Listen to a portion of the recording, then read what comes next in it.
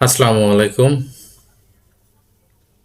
Programming programming with Sohel চ্যানেলে আপনাদেরকে স্বাগত। আমরা সিএসএস বাংলা টিউটোরিয়ালের গত টিউটোরিয়ালে আমরা দেখেছিলাম সিএসএস কালার সম্পর্কে। আজ আমরা দেখব সিএসএস ব্যাকগ্রাউন্ড সম্পর্কে। ব্যাকগ্রাউন্ডে যেগুলো প্রপার্টি আছে, background colour, background image, background repeat, background attachment, background position, আর শর্ট হ্যান্ড প্রপার্টি আছে যেটা ব্যাকগ্রাউন্ড। আমরা ভিজুয়াল স্টুডিও কোডে চলে যাই। আমরা গতদিনে আমরা প্রজেক্টটা আমাদের এটা আমরা এখানেই সিএসএস এর ব্যাকগ্রাউন্ডগুলো এখানে চেক করব। তাহলে আমরা কি করব, বডিতে আমরা একটা ব্যাকগ্রাউন্ড নিয়ে নেই, বডিটাকে সিলেক্ট করলাম, এরপরে ব্যাকগ্রাউন্ড কালার, আমরা ব্যাকগ্রাউন্ড কালার হিসেবে এখান থেকে একটা ভ্যালু দিয়ে দিই। আমরা ব্যাকগ্রাউন্ড কালার হিসেবে দিয়ে দিলাম, সেভ করলাম। এবার আমরা আউটপুট দেখি, লাইভ সার্ভারে আউটপুট দেখি।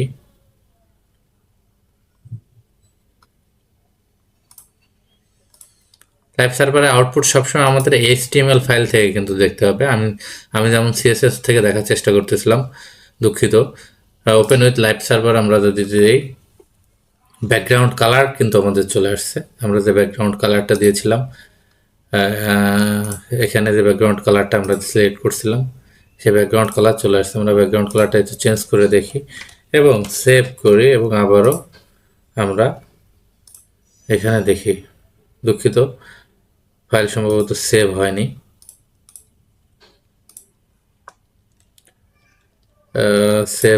ফাইলটা, দুঃখিত। এবার সেভ করি, এবার আউটপুটটা দেখি। আমরা আউটপুটটা দেখতে পাচ্ছি, কাঙ্ক্ষিত আউটপুটটা দেখতে পাচ্ছি। আমরা ব্যাকগ্রাউন্ড কালার দিলাম। আমরা এখানে যদি ব্যবহার করি, আমরা ব্যবহার করতে পারবো ব্যাকগ্রাউন্ড ইমেজ। এখানে ব্যবহার করতে হবে ইউআরএল এ আমরা ইমেজটা দিব। এখানে আমি একটা ইমেজ এনে রেখেছি। বাংলাদেশের ইমেজটা এনে রেখেছি। এটাই আমরা এখানে ব্যবহার করব ইউআরএল হিসেবে। 1.png ব্যবহার করব এবং এই ইমেজের সাথে সাথে আমাদেরকে যেটা ব্যবহার করতে হবে, এই ইমেজটা আমরা একটু দেখে আসি আউটপুটটা। অনেকগুলা বাংলাদেশ দেখা যাচ্ছে, অনেকগুলো বাংলাদেশ। তাহলে আমরা কি করতে পারি, এখানে যদি আমরা এটাকে করতে চাই, যে না একটাই দেখাতে চাই, তাহলে ইমেজের সাথে সাথে আমাদের যেটা ব্যবহার করতে হবে সেটা হলো ব্যাকগ্রাউন্ড রিপিটে আমরা ব্যবহার করব। ডিফল্ট হিসেবে রিপিট থাকে, আমরা নো রিপিট ব্যবহার করব। তাহলে আমাদের একটাই আসবে, আমাদের ফলাফল, আমাদের ইমেজ একটাই আসবে। ইমেজটা আমাদের একটাই। রিপিট ব্যবহার করলে একটার পর একটা আসতেই থাকবে। এটা বারে রিপিট হবে আমাদের, কিন্তু এখন আমরা কিন্তু ইমেজ একটাই পাচ্ছি। এর সাথে সাথে আমরা দেখতে পারি ব্যাকগ্রাউন্ড, আমরা কালার দেখলাম, ইমেজ দেখলাম, রিপিট দেখলাম। আমরা এটাকে অ্যাটাচমেন্ট দেখতে পারি। আমরা অ্যাটাচমেন্ট করার জন্য এখানে আমরা রিপিট দিলাম এবং এখানে ব্যাকগ্রাউন্ড অ্যাটাচমেন্ট। এখানে যদি ফিক্সড দিই, আমরা ফিক্সড দিলে আমরা যখন স্ক্রল করলে এই ইমেজটা কিন্তু এখানে থাকবে। এবং ফিক্সড দিলে কিন্তু আমাদেরকে পজিশন বলে দিতে হবে, অ্যাটাচমেন্টের পজিশনটা কিন্তু আমাদেরকে বলে দিতে হবে। ব্যাকগ্রাউন্ড পজিশন কোথায় আমাদের থাকবে, এটা টপ,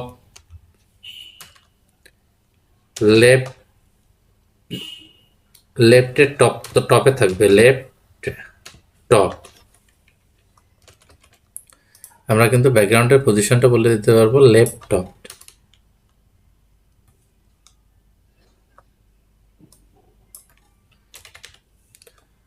ব্যাকগ্রাউন্ড পজিশন, বা আমরা কিন্তু ভ্যালুও দিতে পারবো। আমরা কিন্তু ভ্যালুও দিতে পারবো। এই যে এখানে লেফট, রাইট, টপ, এখানে আমরা ভ্যালুও কিন্তু দিতে পারবো। আমরা লেফটে দিয়ে দিলাম, পজিশনটা লেফট, ফিক্সডের পজিশন লেফট, আউটপুটটা লেফট। আমরা যদি এখানে স্ক্রল করি, স্ক্রল করলে কিন্তু সে এখানে লেফট থাকবে। লেফট টপ দিলে আমার লেফটের টপে থাকতো। লেফটের যদি আমরা টপ দেই, লেফটের টপে থাকবে, লেফটের টপে থাকবে। আমরা লেফট ব্যবহার করলাম, ফিক্সড ব্যবহার করলাম, তাহলে স্ক্রল করলে সেটা আমরা যে অ্যাটাচমেন্টটা যে ফিক্সড ব্যবহার করছি সেটা আমরা স্ক্রল করলে ওটা ফিক্সড হয়ে থাকবে। এখানে যদি আমরা স্ক্রল দিই, স্ক্রল দিলে ওটা স্বাভাবিক পেজের মতন ওটা স্ক্রল হবে, স্বাভাবিক পেজের মতন সেটা স্ক্রল হবে। আমরা স্ক্রল ব্যবহার করছি, এটা স্বাভাবিক পেজের মতন এটা স্ক্রল হবে। আর ফিক্সড দিলে ওটা ফিক্সড হয়ে থাকতো। আমরা অ্যাটাচমেন্ট দেখলাম, পজিশনও কিন্তু আমরা দেখলাম।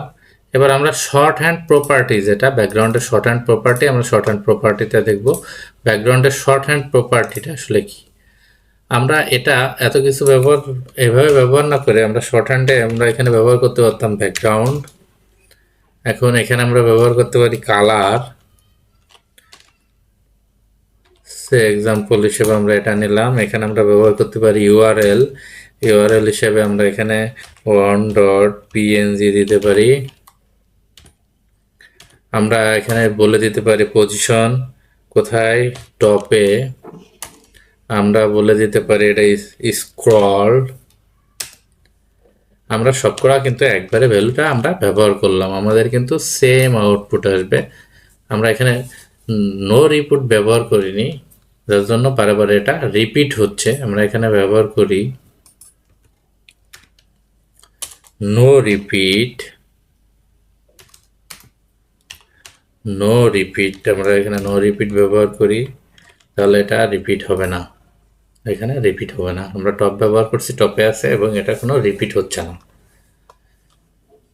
তাহলে ব্যাকগ্রাউন্ড প্রপার্টি নিয়ে আমরা সম্পর্কে নিশ্চয়ই আমরা বুঝতে পারলাম। আমাদের যদি কারোর যদি বুঝতে অসুবিধা হয় প্লিজ আমার সঙ্গে যোগাযোগ করবেন, আমি আপনাদেরকে বোঝানোর চেষ্টা করব। ভিডিওটি যদি আপনাদের ভালো লেগে থাকে লাইক, কমেন্টস এবং শেয়ার করবেন, আর সাবস্ক্রাইব করতে কিন্তু ভুলবেন না। ধন্যবাদ সকলকে।